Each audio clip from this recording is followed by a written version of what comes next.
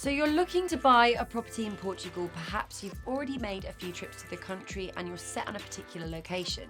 Or you'd like a house with stunning sea views or a countryside villa where you can enjoy some peace and quiet. Wherever it is that you want to buy, there are a few steps that you should be aware of when it comes to the buying process. So for an easy guide to purchasing property in Portugal, stay exactly where you are.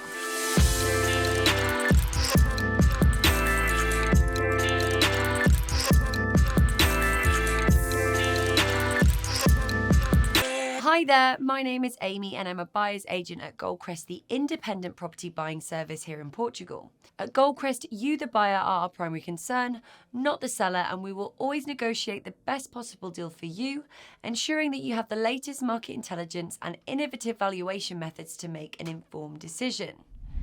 So first things first, let's set the scene. Buying property in Portugal is a great investment and the real estate market has been thriving in recent years. We guess you're already aware of some of the hype if you've ended up here. There are no restrictions on foreigners buying property in Portugal, with the Portuguese government encouraging foreigners to invest in the country. Sounds good so far, right?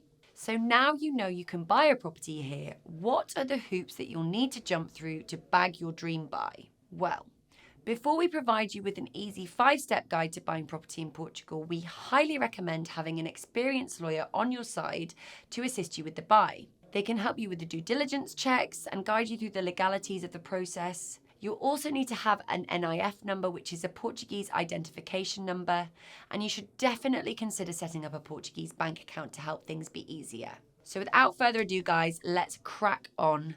Step number 1 is you'll want to decide on whether you'd like to take out a mortgage to finance your property, and it's better to do that sooner rather than later. More than 15 banks provide mortgages options to foreigners, so you'll have quite a lot of choices when it comes to working out the best plan for you. Step number 2 is one of the most enjoyable parts of the buying process, which is finding the perfect property. Begin by doing some research online and noticing your requirements.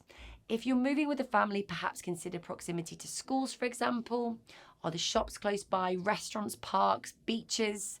Now you can begin visiting prospective properties and narrow down your search. Working with a buyer's agent can be advantageous here.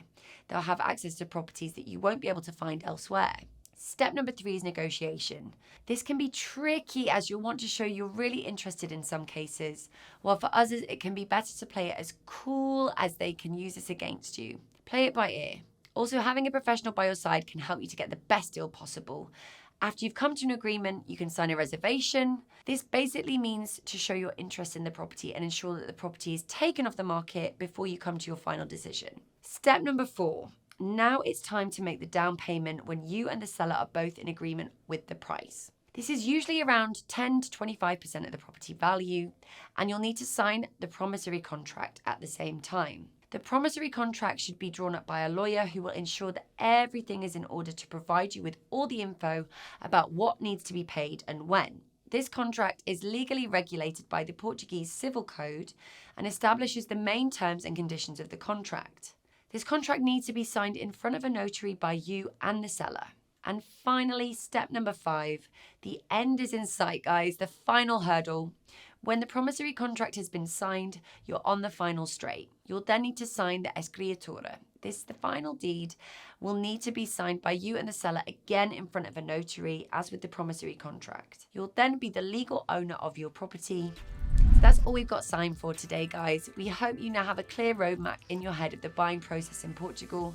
And no, it's not too tricky. Just make sure that you seek professional assistance where needed and have an experienced lawyer to help you along the way so there's no pitfalls. Please don't forget to hit like and subscribe, guys. We'll see you next time. My name is Amy and this is Goldcrest Insights.